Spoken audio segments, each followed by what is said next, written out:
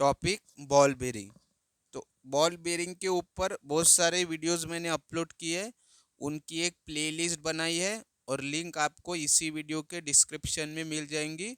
वो सारे वीडियोस आपको पहले देखना है, फिर इस वीडियो पे आना है, क्योंकि ये जो न्यूमेरिकल है जो मैंने पिछला वीडियो डाला है उसके जैसा ही है, सिर्फ थोड़े बहुत चेंजेस है। तो इसमें मैं बहुत ज़्यादा एक्सप्लेन नहीं करूँगा, क्योंकि ऑलरेडी मैंने पिछले वीडियो में इस टाइप का क्वेश्चन पढ़ाया है। उसमें थोड़े बहुत चेंजेस थे, इसमें थोड़े बहुत चेंजेस है। A ball bearing of single row deep groove type. तो हमें बॉल बेरिंग कौन सा दिया है? डीप ग्रू ही दिया है। अगर नहीं भी बोलते तो हम डीप ग्रू ही अज्यूम करते। विथ 0302, ये हमें पता है क्या है, ये देख के समझ जाना, बॉल बेरिंग नंबर है। ठीक है। is to operate 30% of the time at 800 rpm with radial load of 5 kilonewton and axial load of 2 kilonewton। तो देखो, पिछला जो क्वेश्चन था उसमें बढ़िया अच्छे से टेबल में डेटा हमें गिवन था, तो डेटा निकालने में हमें बहुत ज़्यादा तकलीफ नहीं हुई। बट यहाँ पे लैंग्वेज में दिया है, वर्ड्स में दिया है, तो आपको अच्छे से निकालना पड़ेगा। तो यहाँ पे भी हमें टाइम दिया था, एक 2 सेकंड की साइकिल थी, एक 8 सेकंड की है। तो यहाँ पे टाइम नहीं दिया है, परसेंटेज में टाइम दिया है, 30% ऑफ द टाइम। ठीक है। तो टाइम तो पता होना चाहिए ना, उस टाइम का 30% बोला है। यहाँ पे बोला है 30% ऑफ द टाइम। कितना time? 30% of the 10 second time, 30% of the 20 second time. हमारा टाइम कितना है वो यहाँ पे मेंशन नहीं किया है, सिर्फ यहाँ पे बोला है कि हमारा जो बॉल बेरिंग है वो ऑपरेट करी 30% ऑफ द टाइम। कितने स्पीड पे? 800 आरपीएम पे। रेडियल लोड कितना है? 5 किलो न्यूटन। एक्शियल लोड कितना है? 2 किलो न्यूटन। बट हमारा टोटल टाइम कितना है ये हमें नहीं दिया है।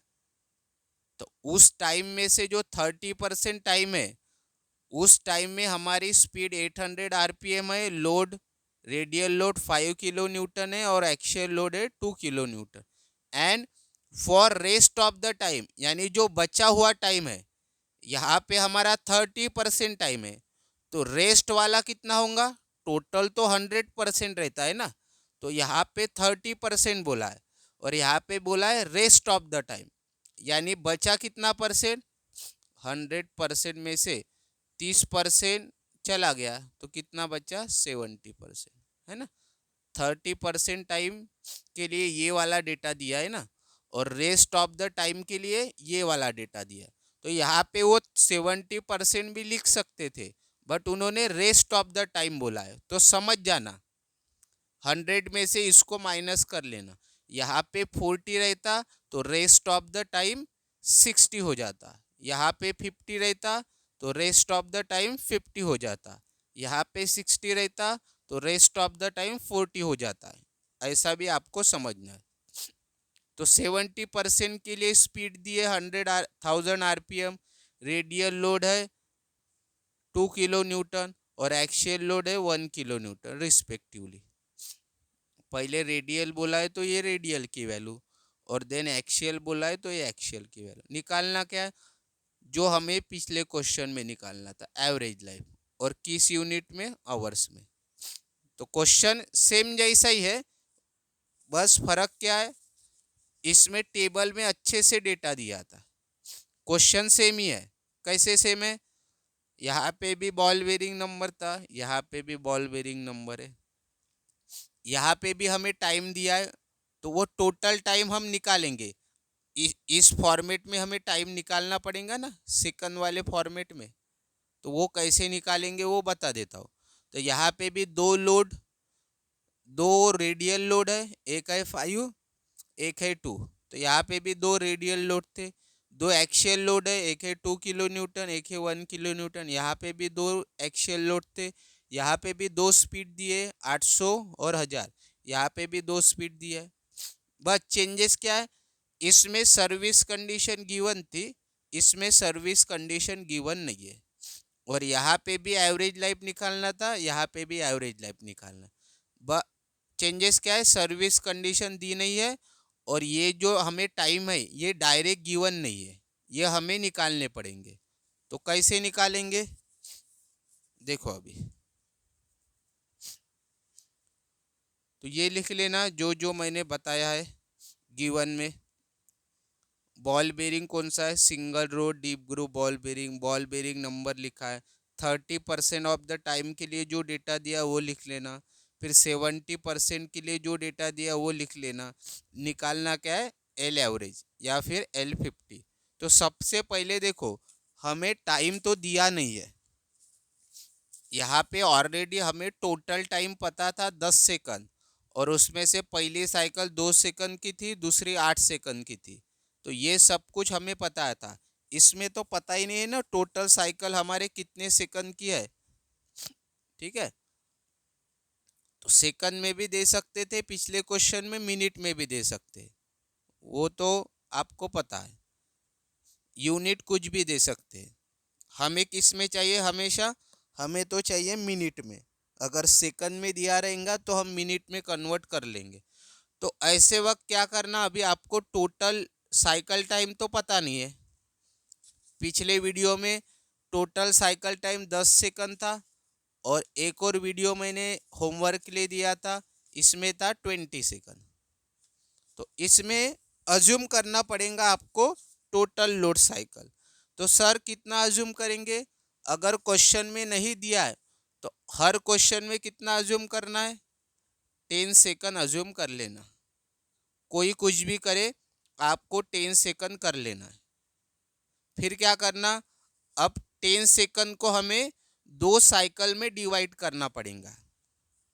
क्यों 2 साइकिल में, क्योंकि 2 साइकिल का ही डेटा दिया है ना। एक 30% पे ऑपरेट हो रहा है, एक 70%, यानी 2 साइकिल है ना। 2 रेडियल लोड है, 2 एक्शियल लोड है, 2 स्पीड है। ठीक है, तो सब कुछ दो दो दिया है ना। तो इस 10 सेकंड को हम 2 साइकिल में स्प्लिट करेंगे। जैसे ये 10 सेकंड था, तो ये एक साइकिल, ये दूसरी साइकिल, 2 सेकंड का डेटा दिया था, 2 साइकिल का डेटा दिया था, 2 सेकंड का नहीं। तो यहाँ पे भी हमें पता है हमारी 2 साइकिल रहेंगी, क्योंकि एक है 30% ऑफ द टाइम वाली साइकिल, और एक है 70% टाइम वाली साइकिल। बट हमें वो सेकंड की वैल्यू नहीं पता ना। तो अभी हमें पता है टोटल हमने लिया है 10 सेकंड, यानी ये हमारा 100% टाइम बराबर है। जो भी वैल्यू लेंगे वो 100% को देना। अब इसमें से एक है हमारी साइकिल 30% वाली, एक है 70% वाली। तो ये तो अभी परसेंटेज में लिया, तो उसको हम सेकंड में कैसे निकालेंगे।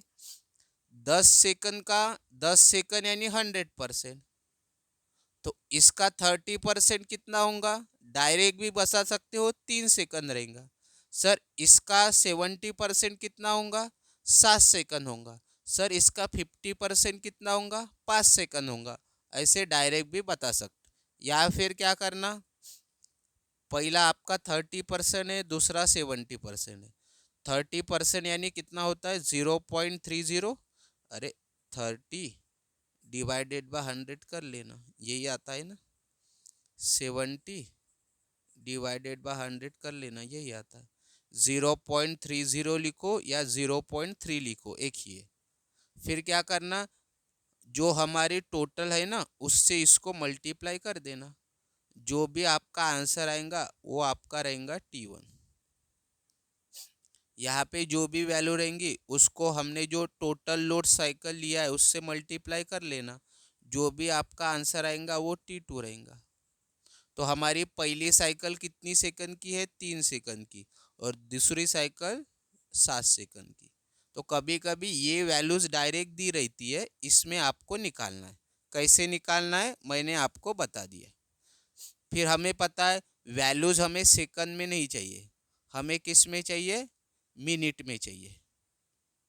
ठीक है, अब इसको मिनट में करने की ज़रूरत नहीं है, क्योंकि ये वैल्यू तो हम कहीं भी यूज़ नहीं करते।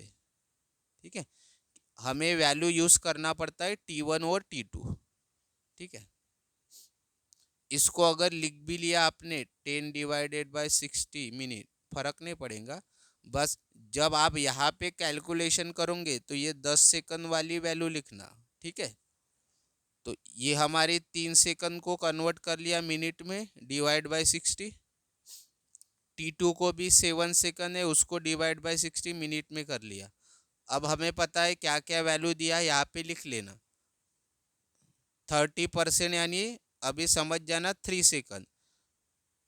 तो ये पूरा 1-1 नोटेशन देंगे। पहली साइकिल को हम 1-1 देते, तो ये आरपीएम यानी यन है, यानी N1। पहला रेडियल लोड है तो FR1, पहला एक्शियल लोड है तो FA1। ये अभी सेकंड साइकिल हमारी स्पीड है, इसको N1 दिया तो इसको N2, इसको FR1 दिया तो ये FR2, इसको FA1 दिया तो ये FA2। सब कुछ लिख लिया। अब ये पिछले क्वेश्चन जैसा ही हो गया। देखो ना,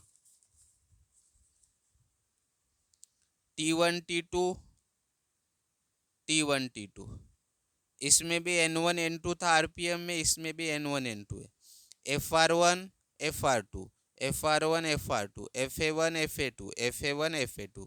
ओनली डिफरेंस क्या है, इसमें हमें सर्विस कंडीशन दी थी, इसमें नहीं दी है। तो बाकी सब कुछ तो आपको पता है। क्या पता है, अब मैं बताऊंगा नहीं ज़्यादा। सबसे पहले हम क्या कैलकुलेट करते हैं, सब कुछ आपको पता है, अच्छे से मैंने एक्सप्लेन करके दिया है।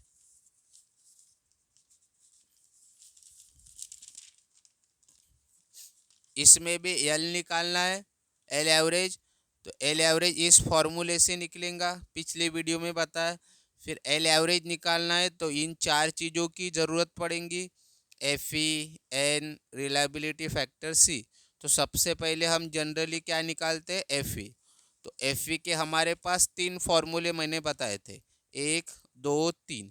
ये फॉर्मूला कब यूज़ करना है, जब एक रेडियल लोड रहेगा और एक एक्शियल लोड। हमारे क्वेश्चन में 2 रेडियल लोड है, 2 एक्शियल लोड है, तो या तो ये फॉर्मूला यूज होगा या तो ये फॉर्मूला यूज होगा। तो कौन सा फॉर्मूला यूज करेंगे, तो देखना पड़ता है के एस की वैल्यू सेम है कि डिफरेंट है। अब देखो, इसमें तो के एस की कंडीशन दी ही नहीं है। पिछले क्वेश्चन में के एस के लिए कंडीशन दी थी, एक थी लाइट शॉक, एक थी स्टेडी लोड, अलग अलग थी कंडीशन, तो वैल्यू भी अलग अलग आई। अब इसमें तो कंडीशन दी नहीं है, तो जब भी आपको कंडीशन गिवन नहीं रहेंगी तो हम क्या करेंगे, दोनों के लिए सेम कंडीशन लेंगे। यानी ये जो हमारी पहली साइकिल है 3 सेकंड वाली, उसके लिए भी सेम सर्विस कंडीशन, और 7 सेकंड वाली साइकिल है उसके लिए भी सेम सर्विस कंडीशन। जब दोनों की सर्विस कंडीशन सेम है तो दोनों की केएस वैल्यू भी सेम रहेंगी। समझ में आ गया, क्योंकि वो हमें अज्यूम करना है ना, तो हम सेम ही अज्यूम करना हमेशा। यानी KS1 की भी कंडीशन सेम, KS2 की भी कंडीशन सेम। तो कौन सी कंडीशन लेंगे हम, वो तो आगे पता ही चलेगा, फिर भी बता देता हूँ। तो अगर आपको कंडीशन नहीं दी है तो कौन सी अज्यूम करना, तो हमेशा हम कौन सी अज्यूम करते थे, लाइट शॉक। यानी 3 सेकंड वाली साइकिल है उसके लिए भी लाइट शॉक लेना, 7 सेकंड साइकिल के लिए भी लाइट शॉक लेना। तो पहले साइकिल से हमें KS1 मिलेगा, दूसरे साइकिल से KS2। तो KS1 में भी लाइट शॉक लोड है और KS2 में भी लाइट शॉक लोड, तो वैल्यू तो दोनों के लिए क्या रहेंगी, 1.5। यानी KS1 भी 1.5, KS2 भी 1.5। तो इसमें क्या हो गया, इस क्वेश्चन में KS1 और KS2 अलग अलग था, अभी इस वाले क्वेश्चन में KS1 और KS2 सेम है। तो जब KS1 और KS2 सेम रहेंगे तब आपको ये फॉर्मूला यूज करना है। जब KS1 और KS2 सेम रहेंगे तो ये फॉर्मूला यूज़ करना। और फिर लिखना कैसे, KS1 equal to KS2 equal to KS। अगर 3 KS की वैल्यू रहती तो कैसे लिखते, KS1 equal to KS2 equal to KS3, क्योंकि तीनों की कंडीशन दी नहीं रहती तो तीनों की हम सेम लेते, तो तीनों की वैल्यू भी सेम आती, और इक्वल टू लिखते KS और वैल्यू लिख लेना। तो कौन सी वैल्यू है, 1.5। ये उदाहरण के लिए इस क्वेश्चन में KS1 equal to KS2 equal to KS लिखना, और कितना है हमारा 1.5। तो फॉर्मूला ये यूज़ करना पड़ेगा, क्यों, क्योंकि हमारी KS की वैल्यू सेम है, दोनों की वैल्यू सेम है, तो ये फॉर्मूला यूज़ करेंगे। तो ये फॉर्मूले में हमें किस किस की वैल्यू चाहिए, सारी वैल्यूज चाहिए, FRM, FAM, XY, KS, KO, KP, KR। KS की वैल्यू तो मैंने बता दी 1.5, बाकी सब कुछ निकालना पड़ता है। तो मैंने ये भी बताया सबसे पहले क्या निकालना, FRM और FAM। तो इसके भी हमारे पास दो फॉर्मूले हैं, या तो इनको यूज़ करेंगे कि इनको यूज़ करेंगे। तो इनको कब यूज़ करना है, जब KS की वैल्यू सेम हो। तो इस क्वेश्चन में KS की वैल्यू सेम है, पिछले क्वेश्चन में KS की वैल्यू डिफरेंट थी तो ये फॉर्मूला यूज़ किया था, बट इस क्वेश्चन में KS की वैल्यू सेम है, तो FRM का ये फॉर्मूला यूज़ करना, FAM का ये फॉर्मूला यूज़ करना, ठीक है। और FRM तो हमारे दो रेडियल लोड है, तो FR1 cube into N1 plus FR2 cube into N2, यहाँ तक ही लिखना पड़ेगा। और डिवाइड में समेशन N की जगह जितने भी N है उनकी addition N1 plus N2, same ये फॉर्मूला, ठीक है। तो हमें पता है N1 और N2 किस यूनिट में चाहिए, रिवॉल्यूशन में चाहिए। तो इसीलिए हमने पहले कौन सी वैल्यू निकालना पड़ता है, रिवॉल्यूशन वाली। हमें तो RPM में गिवन है ना वैल्यू N1 और N2 की, हमें रिवॉल्यूशन में चाहिए। तो फॉर्मूला पिछले वीडियो में बताया, N1 equal to N1 into T2, N2 equal to N2 into T2। तो N1 की वैल्यू 800 दी है गिवन, T1 3/60, N2 1000 दिया है, और T2 7/60। मिनट वाली वैल्यू यूज़ करना है, सेकंड वाली नहीं। तो N1 और N2 मिल गया। फिर उसके बाद आपको क्या निकालना है, FRM और FAM निकाल पाओगे आप। FR1 भी है, N1 भी है, FR2 भी है, N2 भी है, N1 भी है, N2 भी है, FA1 भी है, N1 भी है, FA2 भी है, N2 भी है।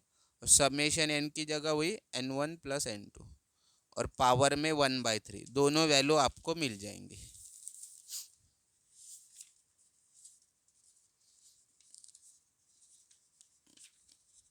देखो यहाँ पे मैंने अच्छे से लिख के दिया भी है।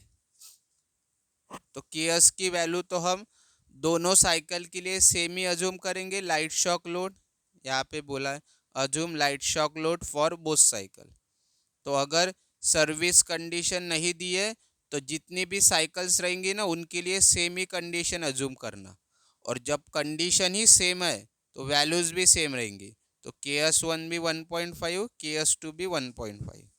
और इसको फिर कैसे लिखते हम, KS1 equal to KS2 equal to KS, ऐसा लिख लेना 1.5, इसके नीचे ऐसा लिख लेना।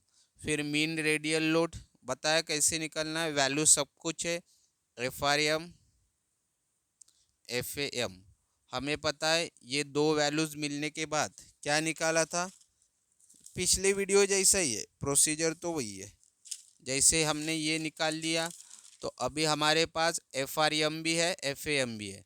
फिर निकालते हम X और Y, और X और Y के लिए आपको क्या करना पड़ता है पता है आपको।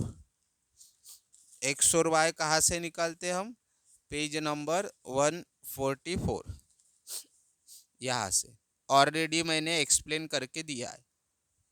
तो क्वेश्चन में तो already deep groove ball bearing बोला है, तो अज्यूम करने की ज़रूरत नहीं है। तो इसी रो को हम फॉलो करेंगे। सबसे पहले E की वैल्यू लिखेंगे 0.25, फिर हमें रेशो निकालना पड़ता है। तो रेशो कौन सा निकालते हैं, FA1 अपॉन FRM, ऐसे मत लिखना, ऑलरेडी बता। ये कब लिखना है? जब आपको क्वेश्चन में एक ही लोड रहेगा, एक रेडियल लोड, एक एक्सियल लोड, बट हमें एक से ज़्यादा लोड दिए है, तो FAM अपॉन FRM, तो वैल्यूज़ दिए, आंसर आया 0.41। फिर देखना 0.41 बड़ा है कि ई की वैल्यू बड़ी है 0.25, दोनों में से बड़ा कौन है? ये वैल्यू बड़ी है तो एरो इसके तरफ, तो ये रेशो की वैल्यू है और ये ई की वैल्यू, यानी यारो आया इधर, तो ये कंडीशन सेटिस्फाइड हुई। अगर ये कंडीशन होती सेटिस्फाइड तो x की वैल्यू 1 और y की वैल्यू 0 लेते। ये कंडीशन सेटिस्फाइड हुई तो x की वैल्यू ये, y की वैल्यू a, लिख लिया। फिर कहा थे हम ये सब कुछ किसके लिए कर रहे? हम कर रहे एफ के लिए, तो एक्स भी है, FRM भी है, वाई भी है, FAM भी। KS तो मैंने ऑलरेडी बता दिया 1.5, तो KO KP KR ये कैसे निकालना है? यहाँ से निकालना पड़ता है, आपको पता है।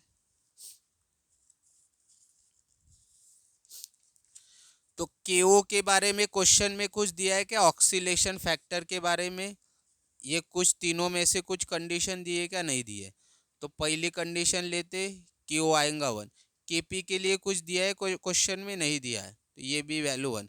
KR के लिए बोला है, रोटेटिंग के बारे में बोला है ना, दिया है क्या? नहीं, इस क्वेश्चन में भी तो नहीं दिया, वो तो पिछले क्वेश्चन में दिया। तो इसके बारे में भी कुछ भी नहीं दिया, तो इसकी भी हम पहली कंडीशन अज्यूम करेंगे, तो इसकी भी वैल्यू 1। तो तीनों वैल्यू 1 आ गई, लिख लेना यहाँ पे अज्यूम करके बराबर। अब इन सारी वैल्यूज को कहाँ पुट करना है पता चल गया, FE के फॉर्मूले में। सारी वैल्यूज हमारे पास है, फॉर्मूले में पुट करना है वैल्यू, आंसर मिल जाएगा। देखो सारी वैल्यूज को पुट करना है, सारी वैल्यूज हमारे पास है, तो FE निकल जाएगा। तो FE निकल गया, तो फाइनली FE मिल गया। N निकाल लो, रिलायबिलिटी फैक्टर निकाल लो। N पता है 3 लेते, कहाँ से लेते पता है? पेज नंबर 143 से लेते हम।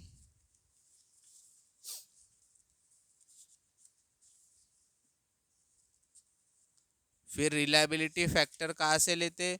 उसके लिए हम पहले रिलायबिलिटी को अज्यूम करते हैं। तो रिलायबिलिटी हम कितनी अज्यूम करनी पड़ती है वो तो देखना पड़ता है। क्वेश्चन में एवरेज लाइफ दी है क्या? एवरेज लाइफ दी है, एवरेज वर्ड दिखा तो रिलायबिलिटी हम लेते हैं 50%, और एवरेज नहीं बोलते तो 90%।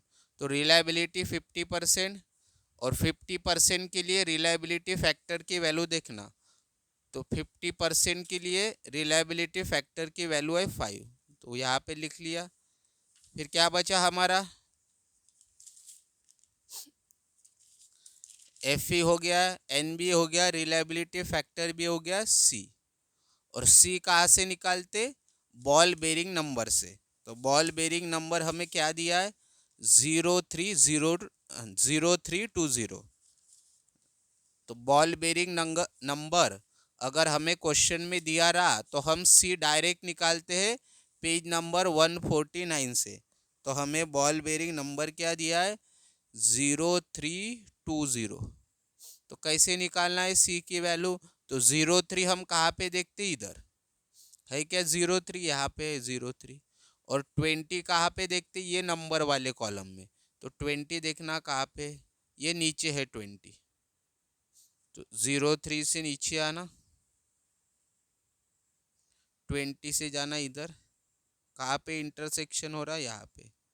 तो ये हमारे कैपिटल C की वैल्यू होंगी 1,37,000, 1,00,000, ठीक है, 1,37,000 न्यूटन। तो अभी हमारे पास सारी वैल्यूज आ गई। FEN reliability factor C। तो अभी फाइनली हम L निकाल सकते हैं। तो सारी वैल्यूज को फॉर्मूला लिख लिया, कहाँ से लिया फॉर्मूला वो लिख लेना। पेज नंबर 143 से। तो सारी वैल्यूज़ को रख लो।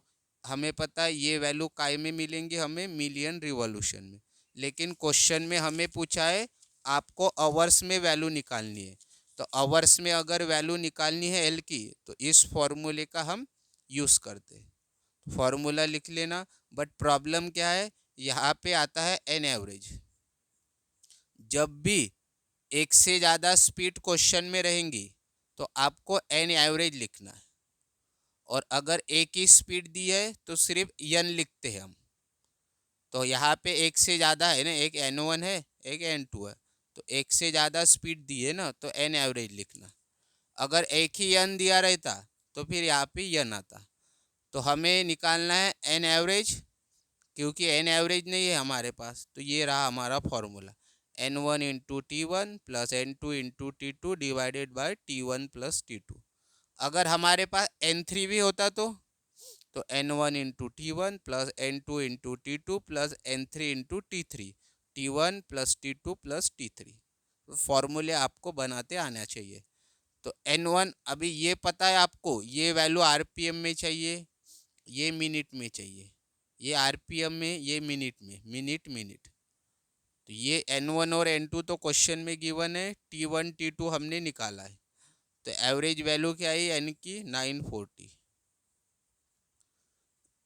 तो फाइनली इस फॉर्मूले में पुट कर लेना, एल एवरेज ये value equal to 60, N average की वैल्यू, इसको एज इट इज़ क्योंकि यही निकालना है, डिवाइड बाय 10⁻⁶। ये वैल्यू हमारी आएंगी आवर्स में। इसको ही तो निकालना है, जिसको निकालना है उसकी जगह कैपिटल एक्स लिखते हैं कैल्सी में। तो ये वैल्यू मिल गई हमें एल एवरेज की इन आवर्स, और यही हमें क्वेश्चन में पूछा था, एल एवरेज। इसी को भी बोलते L50। क्योंकि ये L50 क्यों बोलते, क्योंकि हमने रिलायबिलिटी कितनी ली थी, 50%। तो इसीलिए इसको L50 भी बोलते। अगर आप जब रिलायबिलिटी 90% लोगे तो उसको आप L90 भी बोल सकते हो। ठीक है। तो इस प्रकार से आपको इस क्वेश्चन को सॉल्व करना था। कुछ डाउट होंगे इस क्वेश्चन के रिलेटेड तो कमेंट के माध्यम से मुझे पूछ सकते हो।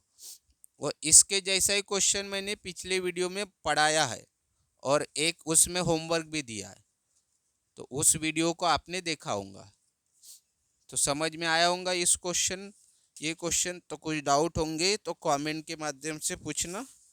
और जितने भी मैंने इस टॉपिक पे वीडियो डाले हैं उसकी प्लेलिस्ट बनाई है और लिंक आपको इसी वीडियो के डिस्क्रिप्शन में मिल जाएंगी। सारे वीडियोस को आपको अच्छे से देख लेना है। Thank you.